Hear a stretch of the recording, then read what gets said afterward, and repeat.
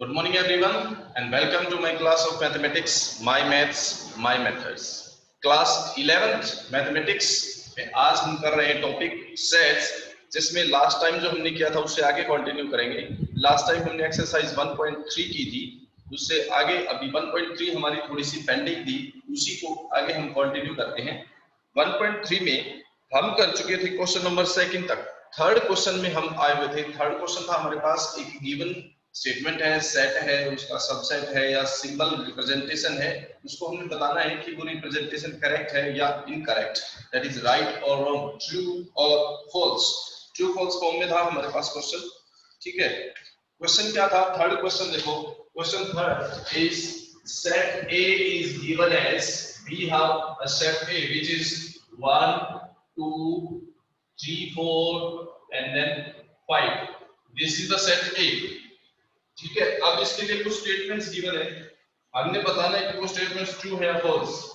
The element the subset 3 4 is a subset of A, is it true और not. हमने ये बताना है क्या ये स्टेटमेंट ट्रू है या नहीं। तो जब भी सबसेट होता है, सिंपल सी चीजें आप याद रखो, बिल्कुल सिंपल वे में बताता हूं। अगर ये सिंबल सबसेट का आपके पास है तो इस साइड जो टर्म है उसमें से ये बाहर वाले ब्रैकेट को आप हटा के और फिर देखो, ब्रैकेट वाली चीज हटाओगे 3 और 4। अब देखो क्या इस साइड ए के अंदर 3 4 इन दिस फॉर्म 3 4 ऐसे हो या ऐसे हो, सिर्फ इस तरह से कोई 3 4 होना चाहिए। क्या है? नहीं, 3 4 विद सेट सिंबल है इसमें। ठीक है, सेट सिंबल के साथ है, तो इसका मतलब इसका जो सबसेट बनेगा वो 3 4 एक सबसेट नहीं बनेगा। इसका सबसेट क्या बनेगा? जब भी हम सबसेट, ये सबसेट है, किसी को भी जब सबसेट, जैसे 2 को हम सबसेट लिखेंगे इसका, तो 2 के साथ एक सेट ब्रैकेट यूज करी जाएगी, तो ये सबसेट कहलाएगा। इसी तरह अगर इसको सबसेट लिखना होगा हमें, तो ये तो था ही, इसके साथ एक सेट ब्रैकेट हम यूज करेंगे, now it is called a subset. अब ये सबसेट है, अगर only this thing, now it is not a subset. ठीक है, अगर आपके पास जो चीज सेट के अंदर है वो डिट्टो सेम यहां पे रखी है, इट इज नॉट सबसेट, वो सबसेट नहीं है, वो एक एलिमेंट होगा। अगर ये 3 4 आपके साथ एलिमेंट दिया होता देन इट इज करेक्ट, तो ये करेक्ट होता। ठीक है, अगर ये एलिमेंट होता, जो चीज सेट के अंदर है वो सेम आपके पास बाहर एलिमेंट की फॉर्म में है तो करेक्ट होगा, बट सबसेट लिखा है तो वो करेक्ट नहीं होगा। That is why this statement is not true. This is false. तो फर्स्ट पार्ट जो है वो इसका false हो जाएगा. This statement is false. Okay. The second one is given as 3 4 as an element with the set symbol. Element है, yes element होगा। अभी आपको बताया था कि 3 4 जो है ये इसका एक एलिमेंट बनेगा। नेक्स्ट थर्ड पार्ट में लिखा है 3 4 with another set bracket. Now is it a subset? Yes, now it is subset. अब ये इसका सबसेट होगा। ओके, जो भी एलिमेंट आपके पास सेट के अंदर है, गिवन सेट के अंदर जो एलिमेंट है, अगर आप उसके ऊपर एक सेट ब्रैकेट यूज करते हो तो वो सबसेट कहलाएगा। ठीक है, अभी ये था, इसके ऊपर मैंने एक और सबसेट ब्रैकेट यूज कर दी, now it is a subset, तो अब ये एक सबसेट कहलाएगा। अब ये स्टेटमेंट ट्रू होगी। अगर सेम इसी को मैं सबसेट लिखता हूं, it is not a subset. Then इसी में जो फोर्थ पार्ट है वो गिवन है आपके पास, 1 is element of set A। Element का मतलब है जो गिवन है वो सेम चीज, इसके अंदर 1 था, यहां 1 है, yes it is correct, yes it is true. जो चीज इसके अंदर है सेम वही चीज element symbol belongs to symbol देके सेट के साथ लिखा जाता है, then it is true। एक और देखते हैं, इसमें फिफ्थ पार्ट है 1 is subset of A। जब भी सबसेट होता है तो हमेशा गिवन जो भी एलिमेंट है उनके साथ सेट का सिंबल होना चाहिए। ये 1 था तो 1 के साथ अगर सेट का सिंबल आएगा, अगर ये चीज ऐसे होगी तो ये सबसेट इसका होगा, बट इसमें सेट का सिंबल नहीं है, it is not a true, it is false. अगर इसके साथ सेट ब्रैकेट होगी तो ये इसका सबसेट बनेगा। ठीक है, सेट गिवन सेट A में से कोई भी इसका सबसेट बनेगा अगर उस एलिमेंट के साथ एक सेट ब्रैकेट लगाई जाती है। तो यहाँ एलिमेंट के साथ कोई सेट ब्रैकेट नहीं लगाई गई है, it is not a subset, but इसने लिखा है कि सबसेट है, so this statement is false. ये स्टेटमेंट क्या बन जाएगी इसकी? फॉल्स बन जाएगी। सिमिलरली नेक्स्ट क्वेश्चन, इसी में 6 पार्ट है आपके पास, 1 2 and 5 with set symbol is a subset of A 1 2 5। ये देखो 1 2 5 तीनों चीजें थी और उसके ऊपर एक सबसेट का सिंबल इसने यूज किया है, तो yes it is a subset, ये सबसेट होगा। This statement is true. ये स्टेटमेंट क्या हो जाएगी इसके लिए? ट्रू बन जाएगी। सिमिलरली इसमें नेक्स्ट देखो सेवंथ है हमारे पास, seventh part is 1 2 5 1 2 5 with subset belongs to the set A। Set A के अंदर ये एक एलिमेंट होगा। एलिमेंट का मतलब ये चीज सेम देखनी है विद सेट ब्रैकेट, या 1 2 के साथ सेट ब्रैकेट है, इस चीज को आप सेट ब्रैकेट नहीं मानोगे, इसके अलावा ये तो पूरा सेट है ही आपका ये तो, ठीक है। जैसे इसके 3 4 के ऊपर थी, 3 4 के ऊपर सेट ब्रैकेट थी, तो 3 4 इसका एलिमेंट है, 3 4 एलिमेंट ट्रू होगा, है ना। इसी तरह 1 2 5 के ऊपर कोई सेट ब्रैकेट है? नहीं है, नहीं है, तो ये इसका एलिमेंट नहीं हुआ। इसने लिखा एलिमेंट है, this statement will be false. Okay, then similarly इसी में नेक्स्ट है 8 part 1 2 3 8 part, that is 1 2 and 3 is a subset of A। 1 2 और 3 सबसेट हो गए। 1 2 के साथ 5 होता तो सबसेट होता, बट 1 2 के साथ 3 को अकेला तो हम यूज कर ही नहीं सकते। 3 4 कंप्लीट ब्रैकेट है, कंप्लीट सेट है, तो इसको तो पूरे को एक साथ ही लेना पड़ता है, अलग लिख ही नहीं सकते इसको। बट इसने यहाँ पे 3 को अलग लिख दिया, तो यहाँ एलिमेंट होगा तो भी फॉल्स है, सबसेट होगा तो भी फॉल्स है। दोनों केस में क्या बनेगा? फॉल्स बनेगा, बिकॉज 3 को हम इसको सेपरेट कर ही नहीं सकते। 3 एक सेट के अंदर है, तो उसको हम सेपरेट नहीं कर सकते। Then ninth part is 5 is an element of set A। Element का मतलब ये चीज सेट A के अंदर है। क्या कहीं पे 5 दिखाई दे रहा है इसमें? Element means this thing, this element is in the given set A। इस सेट के अंदर 5 कहीं पे है, आई थिंक इसमें साफ दिखाई दे रहा है, नहीं है, so this is not an element, it is false। and the last one is second last is 5 is subset of A। 5 subset है A का। ये एक चीज हमेशा ट्रू होती है, कोई भी सेट हो, दिस इज ऑलवेज ट्रू। ये सिचुएशन हमेशा ट्रू होती है, क्योंकि 5 हमेशा सबका सबसेट होता है। 5 जो है वो सबका सबसेट हमेशा होता है, always. Then next 11th 5 with the set symbol is a subset of A। क्या ये इसका सबसेट बनेगा? सबसेट कब बनता है? अगर आपके पास ये सबसेट के साथ सेट ब्रैकेट है, it means this is the element of the set. अगर यहाँ सबसेट है, अगर ये सबसेट है, तो आप ये समझ लो कि ये ब्रैकेट हटाने पर अंदर जो मटेरियल है वो एलिमेंट होगा सेट ए के अंदर। अगर यहाँ सबसेट का सिंबल है और यहाँ ब्रैकेट है, तो इस ब्रैकेट को हटाने पर जो चीज है वो सेट ए के अंदर मिलेगी आपको। अब देखो यहाँ से अगर इस सेट ब्रैकेट को मैं हटाता हूं, तो क्या 5 जो है वो इसके अंदर है? नहीं है, दिस इज ऑल्सो फॉल्स। तो ये स्टेटमेंट क्या हो जाएगी? फॉल्स हो जाएगी। This was the question number 3 जो लास्ट डे हमने किया था, उसका ये पेंडिंग क्वेश्चन था, एक्सरसाइज 1. आई थिंक ये 1.3 एक्सरसाइज है और इसका 3rd क्वेश्चन था। इसके बाद नेक्स्ट क्वेश्चन हम कर रहे हैं, that is writing the number of subsets. किसी भी सेट के कितने सबसेट बनते हैं और कैसे बनाए जाते हैं वो हम लिखेंगे। तो इसमें एक क्वेश्चन में कर लेता हूं, 3-4 क्वेश्चन दे रखे हैं,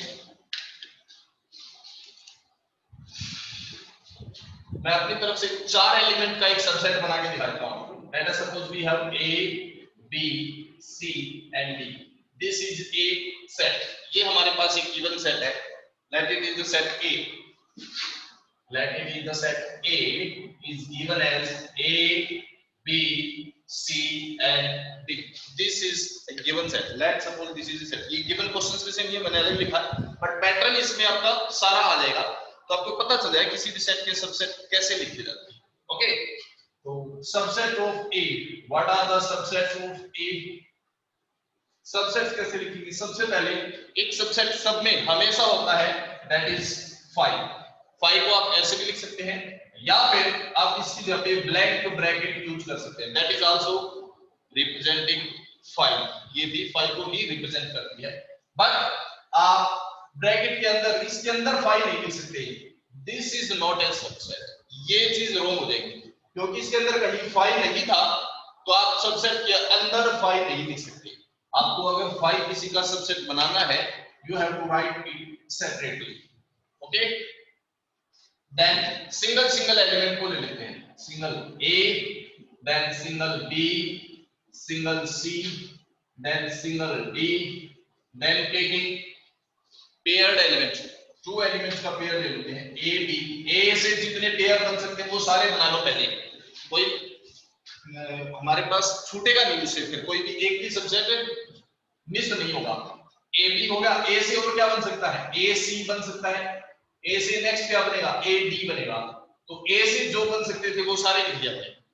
अब बी से बनाते हैं, बी का ए के साथ तो बन चुका ऑलरेडी, तो बी का बनाएंगे सी के साथ, बी सी। उसके बाद बी का बनेगा नेक्स्ट डी के साथ, that is D D. B के भी बन गए, अब बनाते हैं सी से, तो सी का ए से भी बन चुका और सी का बी से भी बन चुका। नेक्स्ट बनेगा सी का पेयर डी के साथ, सी डी। तो ये हमारे पास वो सबसेट हो गए जो दो दो एलिमेंट्स को पेयर बनाते हुए। ब्लैंक हो गया, 5 मींस ब्लैंक। उसके बाद सिंगल एलिमेंट हो गई, अब डबल एलिमेंट हो गई। इसके बाद लिखेंगे ट्रिपल एलिमेंट। ट्रिपल एलिमेंट से कौन कौन से बनेंगे? ए के साथ बनाता हूं मैं, ए बी और सी आ जाएगा ए के साथ। उसके साथ ए के साथ और क्या आ सकता है? बी और डी हो सकता है। ए के साथ और क्या हो सकता है? सी और डी हो सकता है। ए से ये बन गई। अब बनाते हैं बी से। बी का ए के साथ बन चुका है, बी का ए के साथ जितने बनने थे सारे बन चुके, तो बी का सी और डी के साथ और बच गया बस, बी सी डी के और बच गया बस। तो 3 एलिमेंट्स को लेके ये बन सकते थे। अब लेते हैं 4 elements, that is A B C and D. This is the subset. These are the total subsets of the given set. कितने सबसेट बनेंगे इसके? Number of subset is number of subset. इसके लिए हमारे पास फॉर्मूला होता है 2 power n, where n is the number of element. How many elements are there? 1 2 3 4, 4 elements. So there are 2 power 4 subsets, means 16 subsets बनेंगे इस set के। अगर हम इसके देखें तो 16 सबसेट बनेंगे। काउंट करते हैं, 1 2 3 4 5 6 7 8 9 10 11 12 13 14 15 एंड 16। टोटल 16 बन गए। तो ये बनेंगे नंबर ऑफ सबसेट्स। किसी भी गिवन सेट के कितने सबसेट बनाने हैं वो बनेंगे। पहले हमेशा ब्लैंक यानी कि 5, फिर सिंगल सिंगल एलिमेंट से जितने बन सकते हैं वो बना, फिर दो दो के पेयर से, फिर 3 के पेयर से, 4 के पेयर से, ऐसे 4 से ज्यादा पूछा भी नहीं जाता आपसे, मैक्सिमम 4 एलिमेंट तक का ही पूछा जाएगा। पजल करने के लिए एलिमेंट चेंज कर सकते हैं। मान लो आपके पास एलिमेंट चेंज कर दिया, जिस तरह 5 अल्फा 0 1 इस तरह से बना दिया। अब हो सकता है थोड़ा सा पजल हो जाए। सबसेट लिखोगे, मैं थोड़ा सा इसमें बता देता हूं। एक तो पहला सबसे पहला सबसेट 5 होता है, फिर सिंगल एलिमेंट। अब इसके अंदर 5 था, गिवन सेट के अंदर 5 था, तो सबसेट में 5 आएगा। अब इसमें 5 सबसेट बनेगा, ये चीज है। ठीक है, ये चीज सबसेट कब बनेगी? जब गिवन सेट के अंदर 5 होगा तब बनेगी, अदरवाइज ये सबसेट नहीं बनता। ओके, यहाँ पे भी कई सिचुएशन 5 थी, यहाँ भी आई, मैंने वही चीज बताई है कि आपका सबसेट के अंदर 5 तभी आएगा जब गिवन सेट के अंदर 5 होगा। ठीक है, otherwise this 5 will be the subset और ब्लैंक। ओके, ये सबसेट सिर्फ तभी बन सकता है जब यहाँ 5 होगा। तो इसके आप फिर इसी हिसाब से बना सकते हो। 4 एलिमेंट्स हैं तो 16 ही बनेंगे इसके। इसके बाद हम आगे चलते हैं, इसी में कंटिन्यू करते हैं। Next question, question number 5th है, how many elements does has the power set of A has. Power set में कितने एलिमेंट होंगे? अब देखो, ये सेट ए था, अगर मैं लिखूं number of element in this power set of this set ए, इसके पावर सेट में कितने एलिमेंट होंगे? तो जितने इसके सबसेट बने हैं गिवन सेट ए के जितने नंबर ऑफ सबसेट है वो सारे एलिमेंट है पावर सेट में जाके, ये अपने पास सबसेट बने हैं ए के, all these are subset of A. अब अगर मैं इन सबको एक न्यू सेट ब्रैकेट के अंदर रख देता हूं then it is denoted by the power set of A. अब इसको हम पावर सेट कहेंगे, बस यही है power set. Given set A था उसके सारे सबसेट लिख लो, उन सारे सबसेट को अगर हम एक बड़े सेट के अंदर बंद कर देते हैं then it is denoted as the power set of A. तो पावर सेट में कितने एलिमेंट होंगे? जितने इसके सबसेट बने थे वो सारे पावर सेट के अंदर आके एलिमेंट बन गए। तो नंबर ऑफ एलिमेंट कितने होते हैं? 2 पावर n। पावर सेट में कितने एलिमेंट होते हैं? 2 पावर n। अब फिफ्थ क्वेश्चन में हमारे पास यही है, सेट ए क्या है? 5। 5 मींस ब्लैंक, मींस जिसके अंदर कोई एलिमेंट नहीं है, means number of element is 0। A set क्या है? 5 है। 5 को हम लिख सकते हैं ब्लैंक सेट, ये भी लिख सकते हैं। तो इसके अंदर कितने एलिमेंट है? कोई भी एलिमेंट नहीं है, means number of element is 0। सो इसके अगर हम सबसेट लिखेंगे तो कितने बनेंगे? सबसेट 2 पावर 0 मींस एक ही सबसेट बनेगा जो कि ये खुद है 5। और इसके पावर सेट में अगर हमसे पूछा जाए कि नंबर ऑफ एलिमेंट कितने होंगे, वही 2 पावर n यानी कि 1। Number of element in the power set is 1। Okay, after that next question पे चलते हैं हम, क्वेश्चन नंबर 6। क्वेश्चन नंबर 6 है हमारे पास, write the following as intervals. Intervals की फॉर्म में लिखना है, सेट फॉर्म में लिखा है वो, सेट बिल्डर फॉर्म में, उसको इंटरवल फॉर्म में लिखना है। 6th question, first part. Question is x is an element such that x is a real number where x lies between 4 and 6। x की वैल्यू 4 और 6 के बीच है, but not equal, not included 4 include नहीं है, 6 इंक्लूड होगा। Okay, now we have to write it in the form of interval. Interval की form में अगर हम इसको लिखेंगे तो क्या लिखेंगे? We will write it as x belongs to। अब x की वैल्यू क्या? -4 से 6 तक है, this is -4 and this is 6। 6 के साथ इक्वल टू है तो क्लोज ब्रैकेट हम यूज करेंगे, क्लोज इंटरवल। और 4 के साथ इक्वल टू नहीं है तो ओपन इंटरवल हम यूज करेंगे। डिफरेंस पता चल गया? Open interval, close interval. Open interval ये वाली जो सर्कुलर वाली ब्रैकेट होती है, और क्लोज इंटरवल जो स्क्वायर ब्रैकेट होती है। ठीक है, this is the difference between these two interval. इसमें क्या वैसे डिफरेंस क्या होगा? -4 इंक्लूड नहीं है, -4 से आगे के सारे नंबर होंगे, 6 तक 6 भी इंक्लूड होगा। ठीक है, जब साथ में इक्वल टू साइन होता है तो क्लोज इंटरवल यूज होता है और वो नंबर इंक्लूडेड होता है। अगर ओनली लेस या ओनली ग्रेटर का साइन है तो ओपन इंटरवल आएगा और वो नंबर इंक्लूडेड नहीं होगा, उससे आगे के नंबर इंक्लूडेड होंगे सारे। ठीक है, so this is the interval representation of the set. Given set ये सेट बिल्डर फॉर्म में था, ये इंटरवल फॉर्म में हो गया। तो इसके 4 पार्ट हैं, इसी तरह से आप चारों को लिख सकते हो इजीली। नेक्स्ट क्वेश्चन 7 इसका ऑपोजिट है, इंटरवल फॉर्म में गिवन है, उसको सेट बिल्डर फॉर्म में लिखना है हमने। मैं इसमें से भी आपको एक क्वेश्चन करा देता हूं। I am taking the question number 4, 7th question, 4th part. X belongs to the interval -23 to 5.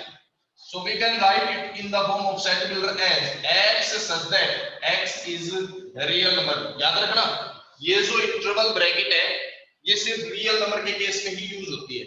अगर नेचुरल नंबर का केस है, इंटीजर का केस है, होल नंबर का केस है, ऐसे हैं तो ये इंटरवल ब्रैकेट यूज नहीं होगी।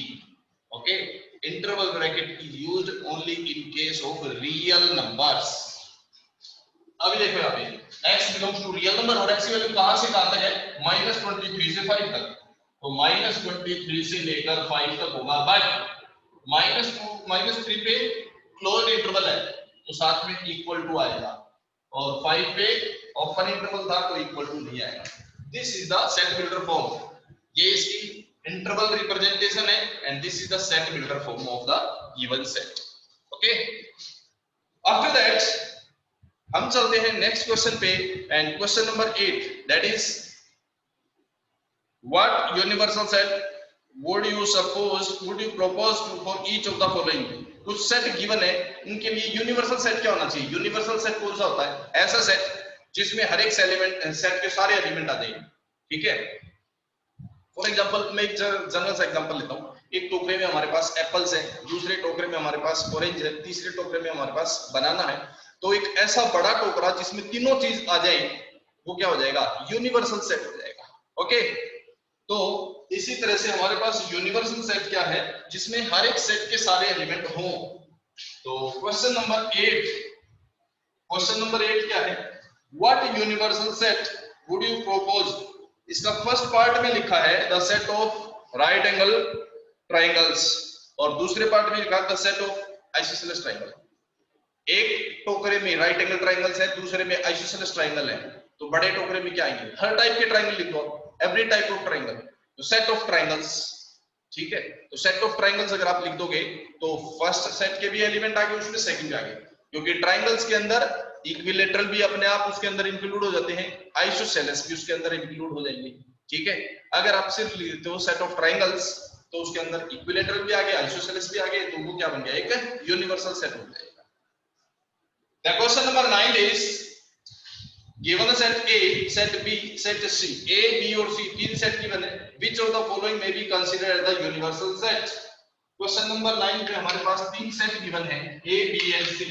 Set A is given as 1, 3, 5.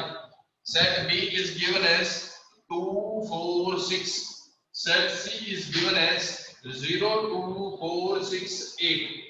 Then चार इसके ऑप्शन दे रखे, इनमें से कौन से सेट को यूनिवर्सल सेट माना जा सकता है। पहला लिखा इन्होंने 0, 1, 2, 3, 4, 5, 6, 0, 1, 2, 3, 4, 5, 6, क्या इसको एक यूनिवर्सल सेट माना जा सकता है। दूसरा लिखा इसने 5, क्या 5 को यूनिवर्सल मान सकते हैं। तीसरा लिखा इसने 0 से लेकर 10 तक, 0, 1, 2, 3, 4, 5, 6, 7, 8, 9, 10 ये है।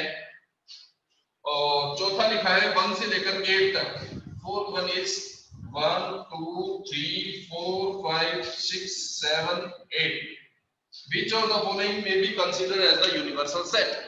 अब देखो यूनिवर्सल सेट वो होगा जिसमें सारे एलिमेंट होंगे, यानी 1, 1, 3, 5 भी हो, 2, 4, 6 भी हो, 0, 2, 4, 6 भी हो, यानी कि जिसमें 0 से लेकर 6 तक के सारे 1, 3, 5, 2, 4, 6, 0 से लेकर 6, 8 भी था बीच में। सी सेट में 8 और है, सी सेट में हमारे पास 8 भी है।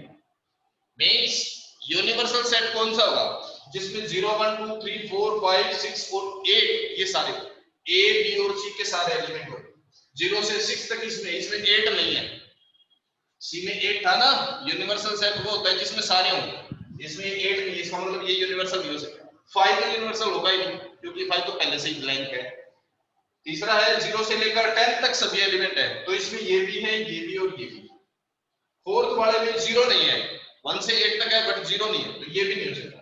थर्ड वाला जो है वो इसका यूनिवर्सल सेट लिया जाएगा। So third part is the answer for this question. इस क्वेश्चन के लिए अपना जो आंसर है वो थर्ड पार्ट हो जाएगा। थर्ड पार्ट को हम इसको यूनिवर्सल सेट ले सकते हैं। So this is the exercise 1.3।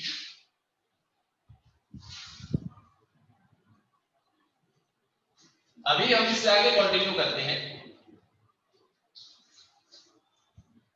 Exercise 1.4 continue करते हैं, बट उससे पहले उसका थोड़ा सा बेसिक पढ़ लेते हैं। 1.4 में क्या है और उसमें हमें करना क्या है।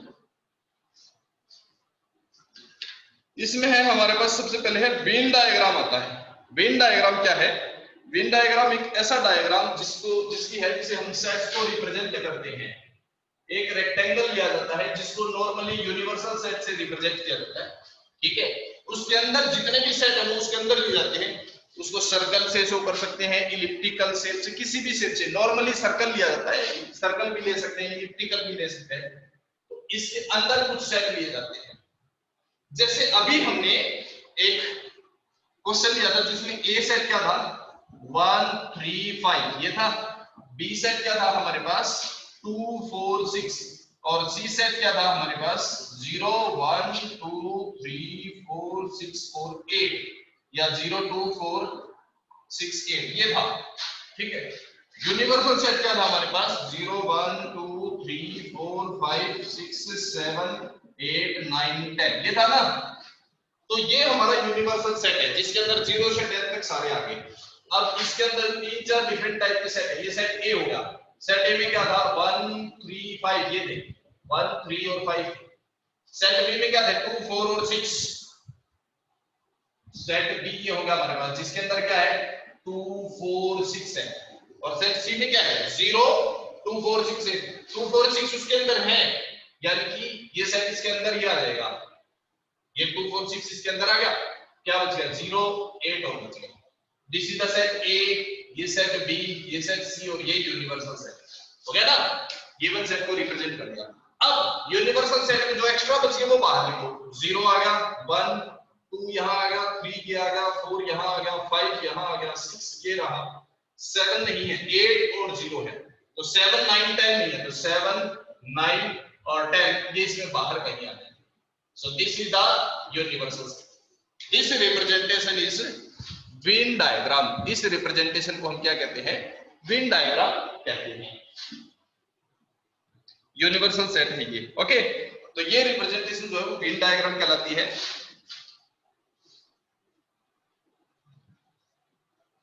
With the name of John Venn, एक लॉजिशियन था, लॉजिक्स यूज करता था, जॉन वेन। इंग्लिश था, वो इंग्लैंड से था। उसके नाम पर उसी ने इसको इन्वेंट किया था, डिस्कवर किया था, तो उसी के नाम पे इसका नाम वेन डायग्राम रखा गया है। अब आते हैं हमारे पास ऑपरेशंस ऑन सेट। सेट को किस तरह से ऑपरेट किया जाता है। जैसे अलजेब्रा अपने पास एडिशन करते हैं, मल्टीप्लाई करते हैं, डिवाइड करते हैं, सब्ट्रैक्ट करते हैं, स्क्वायर करते हैं, स्क्वायर रूट करते हैं, क्यूब है, ठीक है। इस तरह से डिफरेंट टाइप के ऑपरेशंस हमारे पास अलजेब्रा में होते हैं। सिमिलरली सेट में क्या ऑपरेशंस है और कैसे उनको यूज करते हैं। तो सेट में हमारे पास सबसे पहले आता है union of two sets. Union, ठीक है। यूनियन क्या है हमारे पास, यूनियन में अपने पास मान लो कोई भी दो सेट है, गिवन सेट है अपने पास, एक सेट ए होगा, ठीक है, दूसरा सेट बी होगा। दोनों का यूनियन कैसे किया जाता है, सेट ए के भी सारे एलिमेंट ले लो, सेट बी के भी सारे एलिमेंट ले लो, और उसको जब दोनों को मिक्स कर देंगे दैट इज यूनियन, ठीक है। लेकिन रिपीट नहीं करते, यूनियन बनाते टाइम किसी एलिमेंट को रिपीट करने की जरूरत नहीं है, सिंगल टाइम लिखेंगे। अगर एक सेट दोनों में कॉमन है तो उसको सिंगल टाइम लिखेंगे। अब इसकी प्रॉपर्टी क्या है, ए यूनियन बी और बी यूनियन ए दोनों इक्वल होते हैं। A union B equal to B union A, this is known as the commutative law. Commutative, आप ये प्रॉपर्टीज जो है ये 8th क्लास से पढ़ते आ रहे हैं, 7th 8th क्लास से, आई थिंक 6th में भी है, ठीक है। Then associative, A union B union C, this can be represented as A union B union C, this is the associative law, associative property. तो तीन सेट का जो यूनियन है वो किसी भी ऑर्डर में करो, आंसर सेम आता है। पहले ए और बी को यूनियन करके बाद में सी करो, या पहले बी और सी को यूनियन करके बाद में ए करो, answer will be the same. This is the associative property of union of two sets. Then उसके बाद आता है अपने पास आइडेंटिटी। आइडेंटिटी क्या होता है, ए को ऐसा सेट जिसको ए के साथ ऑपरेट करें और आंसर ए ही आए। ए के साथ किसका यूनियन करेंगे, 5 का। 5 खाली था, ब्लैंक था, तो ए के साथ ब्लैंक को मिक्स करेंगे तो ए ही आ जाएगा सारा। This is identity. तो हियर 5 इज आइडेंटिटी, आइडेंटिटी, ठीक है। 5 जो है वो आइडेंटिटी सेट कहलाता है। उसके बाद आता है अपने पास आइडेंपोटेंट। आइडेंपोटेंट क्या होता है, ए को अगर हम ए के साथ ऑपरेट करें और आंसर ए ही आ जाए, then this property is known as idempotent। इसको आइडेंपोटेंट प्रॉपर्टी कहते हैं। उसके बाद आता अपने पास law of universal set. Universal set को जब हम यूनियन करते हैं सेट ए के साथ तो आंसर यूनिवर्सल सेट ही आ जाता है। यूनिवर्सल में सारे एलिमेंट, ए में कुछ एलिमेंट है, दोनों को मिक्स करेंगे तो सारे एलिमेंट आ जाएंगे. This is law of universal, law of universal set. Universal set का नियम क्या लगता है ये, ठीक है. ये है अपने पास यूनियन ऑफ 2 और 3 और मोर सेट्स, ठीक है. कैसे किया जाता है, एक एग्जांपल दे रहे हैं. Let us suppose we have set A 1 2 3 and the set B is 2 4 6. Then what is the union of these two sets? Write all the elements 1 2 3 4 6. Repeat करने की जरूरत नहीं है, 2 इसमें भी है, इसमें भी, दोनों में है ना. So we need not write it 2 times. कोई जरूरत नहीं 2 बार लिखने की. We will write it only 1 time. This is the union of 2 sets. तो ये है 2 सेट्स का यूनियन. अब आता है इंटरसेक्शन. तो इसी तरह से इंटरसेक्शन में भी अपने पास लगभग अप्रोक्स सेम प्रॉपर्टी होती है. इंटरसेक्शन में क्या है, A intersection B equals to होता है B intersection A, means commutative होता है. Associative A intersection B intersection C equals to A intersection B intersection C, associative भी होता है. उसके बाद आइडेंटिटी, इसमें क्या होगा, अपने पास आइडेंटिटी एलिमेंट नहीं होगा. A को किसी के साथ इंटरसेक्शन करें, यूनिवर्सल सेट इसमें आइडेंटिटी कहलाएगा. A को अगर हम इंटरसेक्शन करेंगे यूनिवर्सल सेट के साथ तो A ही आंसर आएगा. In this case universal set is the identity. Intersection के लिए आइडेंटिटी का काम क्या करेगा, यूनिवर्सल सेट जो है वो आइडेंटिटी का काम करेगा, ठीक है. आइडेंटिटी लॉ इसमें भी रहेगा. A इंटरसेक्शन A को A के साथ इंटरसेक्ट करेंगे तो A ही आंसर आएगा. उसके बाद इसमें एक चीज और है, अब डिस्ट्रीब्यूटिव प्रॉपर्टी, वो दोनों की मिक्स है. यूनिवर्सल और यूनियन और इंटरसेक्शन की मिक्स प्रॉपर्टी है distributive law. A union B intersection C, it can be written as A union B. ये यूनियन दोनों के साथ डिस्ट्रीब्यूट हो जाएगा, इसके साथ भी और इसके साथ भी, और बीच में बन जाएगा intersection A union C. This is distributive property. बाहर इंटरसेक्शन और अंदर यूनियन हो तो भी वैसे ही, यहाँ इंटरसेक्शन ये यूनियन हो जाएगा. मींस अगर ये साइन चेंज हो तो ये भी सारे साइन चेंज हो जाएंगे. This is distributive property of operation in sets. Set के ऑपरेशन के लिए ये डिस्ट्रीब्यूटिव प्रॉपर्टी कहलाती है. तो ये थे अपने पास बेसिक प्रॉपर्टीज. सेट्स में कैसे क्या प्रॉपर्टी हम यूज करते हैं. इसके बाद इसी एक्सरसाइज में एक और टॉपिक आता है हमारे पास, that is difference of two sets. दो सेट्स का डिफरेंस कैसे किया जाता है. पहले मैं इंटरसेक्शन का एग्जांपल लिखता हूं, फिर डिफरेंस करेंगे. इसी क्वेश्चन में let us suppose we have the set A is 1 2 and 3 and the set B is 2 4 and 6. Then what is the intersection of these two sets? Intersection means common. तो दोनों में common क्या चीज है, only 2 is the common. So this is the intersection of two sets. अगर कुछ भी common नहीं है 5 हो जाएगा इंटरसेक्शन, और अगर दोनों का इंटरसेक्शन कुछ भी नहीं है 5 है तो उन दो सेट को हम कहते हैं डिसजॉइंट सेट. जिन दो सेट्स में कोई भी कॉमन एलिमेंट नहीं होता, बिल्कुल अलग अलग रहते हैं, those two sets are known as disjoint sets. अगर एक भी एलिमेंट कॉमन नहीं है, ठीक है, इंटरसेक्शन उनमें क्या है 5 है, तो उसको हम क्या कहते हैं, डिसजॉइंट सेट कहते हैं उन दोनों. अब आता है डिफरेंस ऑफ टू सेट्स. दो सेट का डिफरेंस कैसे किया जाता है. मैं इसी क्वेश्चन के लिए लेता हूं. Let us suppose we have A set A is 1 2 and 3 and the set B is 2 4 and 6. We have to find A minus B difference of two sets. हालांकि ये टॉपिक आपके सिलेबस से रिमूव कर दिया गया इस साल के लिए, बट फिर भी मैं इसका बेसिक्स आपको बता देता हूं क्या है. A minus B difference of A and B क्या होगा. A के सारे एलिमेंट होंगे but not the common elements, ठीक है. A but not B, A में से आंसर होगा बट B के साथ जो कॉमन एलिमेंट है वो नहीं होंगे. तो आपका it can also be written as A set and minus intersection. इसमें से इंटरसेक्शन वाले एलिमेंट हटा दो, दोनों में इंटरसेक्शन कॉमन क्या है. अगर मैं इसको A minus B लिखता हूं 2 4 6, then the answer will always be from the first set. Answer हमेशा फर्स्ट सेट में से होगा, यानी कि 1 2 3 में से ही होगा. बट जो कॉमन एलिमेंट है वो हटाने के बाद, कॉमन एलिमेंट क्या है, 2 दोनों में कॉमन, तो 2 को छोड़ दो, इट्स आंसर विल बी 1 3, इनका कुछ नहीं होगा। ओके, तो फर्स्ट सेल में से कॉमन एलिमेंट को हटा दें, देन इट इज सब्ट्रैक्शन और it is the difference of two sets. आज के लिए हम इतना ही करते हैं, बाकी हम कल नेक्स्ट क्लास होगी उसमें इसके बेसिस पे क्वेश्चंस करेंगे, एक्सरसाइज करेंगे। और हाँ, like, share and subscribe the channel My Maths, My Methods. Okay, thank you very much for today. Okay, bye.